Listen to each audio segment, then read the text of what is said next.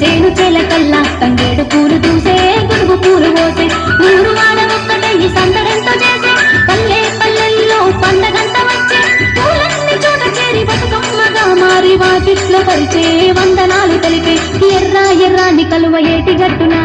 పాట పాడి పిలిచే ఆటలాడ పిలిచే